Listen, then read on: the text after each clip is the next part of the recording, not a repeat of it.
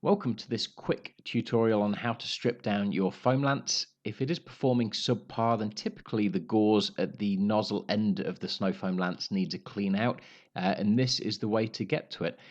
So strip down wise, very quick, very straightforward.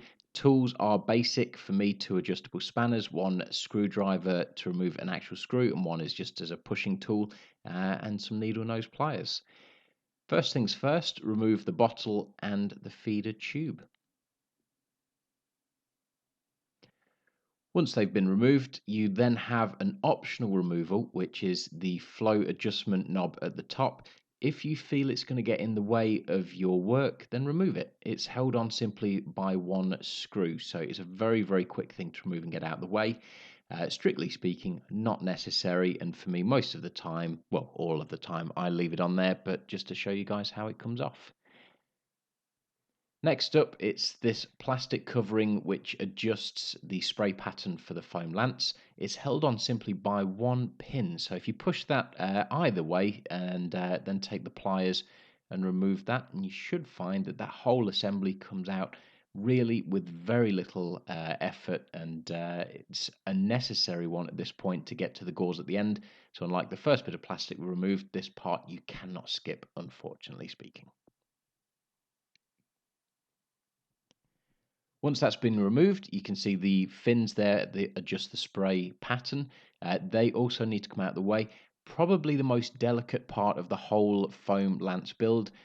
So although you could take some pliers and pull these away, for me, I've always preferred just a gentler touch and a small screwdriver and slowly prying it away until it gives, and then you should be able to slide it off at your fingertips.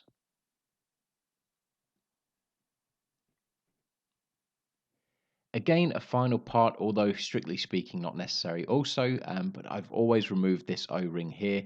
This is where we're going to attach one set of the adjustable spanners. So for such a small task of just rolling it out the way, I think it'd be rude not to, just as a precautionary measure. Of course, it'd be very easy to replace this, but if you do not have an O-ring to hand and you need the snow foam lance sooner rather than later, why not just move that out of the way at this stage? This is the seam that we're going to be breaking. This is where we're going to expose the gauze. We're going to do that by applying the spanners at two places. So this is number one, and this is number two. Get a firm grip on them. You may need to give this a little bit of teddy if it's the first time you're separating your snow foam lance, as they come from the factory really well torqued. You may even need to do this off camera. So as easy as I make it look here, I did pre-loosen it just to make life easier on myself.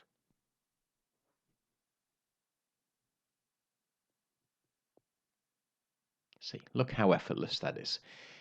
Once you've got that loosened away, you should be able to undo that very easily, and that will expose the part that we've been trying to get to.